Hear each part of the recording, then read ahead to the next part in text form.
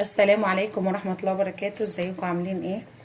النهاردة هعمل لكم طريقة بيض مختلفة شوية بس جميلة. هنجيب بولة زي دي كده بلاستيك، هنحط فيها 4 معالق دقيق زي ما انتم شايفين كده. دول 4 معالق دقيق. هنحط حاجة بسيطة كده من اي نوع بهارات عندك.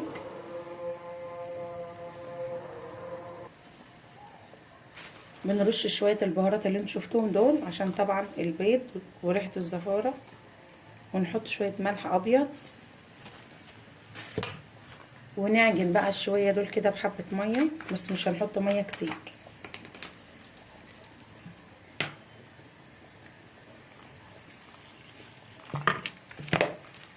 نقلب بقى كل المكونات دي كده.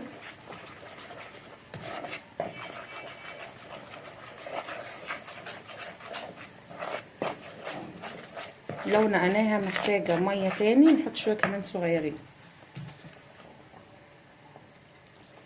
يبقى القوام بتاعها عامل زي البشاميل كده.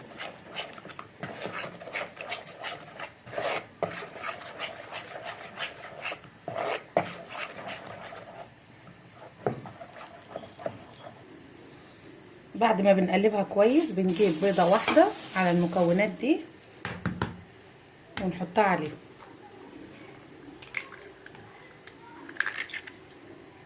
ونخلطها تاني كده بالمخلوط ده. وبنبقى مجهزين الطاسة سخنة على النار فيها شوية زيت.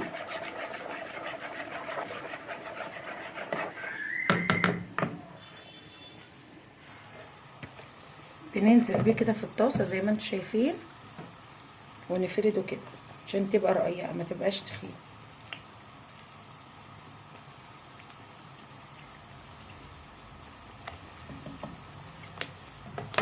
هوريكم الشكل بتاعه بعد ما يطلع من على النار.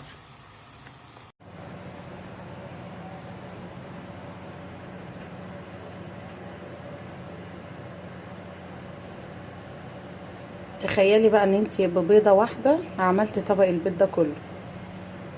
ايه رأيكم؟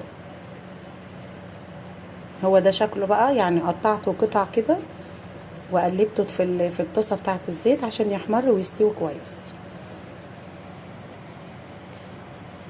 ان شاء الله باذن الله الطريقة تعجبكم.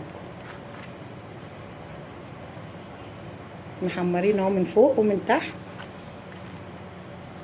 كل ده ببيضة واحدة. الطبق اللي انتوا شايفينه قدامكم ده ببيضة واحدة بس.